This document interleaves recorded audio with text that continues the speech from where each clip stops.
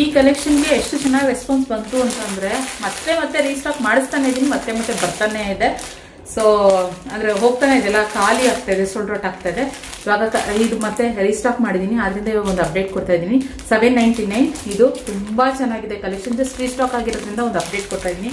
ಹಾಗೆ ಇನ್ನೊಂದು ಕಲೆಕ್ಷನ್ ಹಾಕಿದೆ 950, ಇದು ಅಷ್ಟೇ ಎಲ್ಲರೂ ರಿಸೀವ್ ಆದಮೇಲೆ ಈ ಐಟಮ್ ತುಂಬ ಚೆನ್ನಾಗಿದೆ ನಿಖಿತಾ ಈ ಕಲೆಕ್ಷನ್ ಅಂತ ಹೇಳಿದ್ದೀರಾ.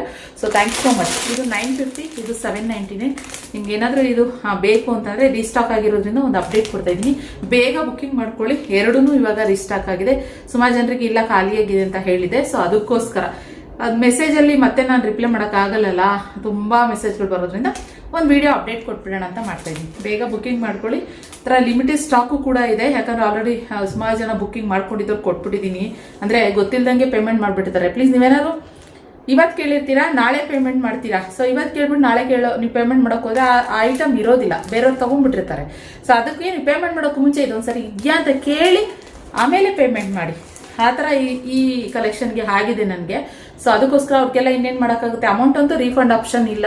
ಸೊ ಅದಕ್ಕೋಸ್ಕರ ಅವ್ರಿಗೆ ಏನು ಯಾರ್ಯಾರ ಹತ್ರ ಪೇಮೆಂಟ್ ಮಾಡಿದ್ರು ಅವ್ರೆಲ್ರಿಗೂ ನಾನು ಪ್ಯಾಕಿಂಗ್ ಮಾಡಿಬಿಟ್ಟಿದ್ದೀವಿ. ಸೊ ಇವಾಗ ಜಸ್ಟ್ ಯಾರ್ಯಾರು ಹೊಸದಾಗಿ ಬುಕ್ಕಿಂಗ್ ಮಾಡ್ಕೊತಾರೆ ಅವ್ರಿಗೆ ಈ ಕಲೆಕ್ಷನ್ ಕಳಿಸ್ಕೊಡ್ತೀವಿ. ಬ್ಯೂಟಿಫುಲ್ ಕಲೆಕ್ಷನ್, ಮಿಸ್ ಮಾಡ್ಕೊಬೇಡಿ ಫ್ರೆಂಡ್ಸ್. ಓಕೆ, ಎರಡೂ ರೀಸ್ಟಾಕ್ ಆಗಿದೆ.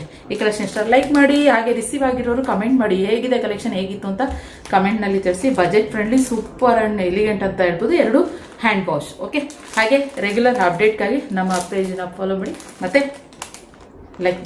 Thank you.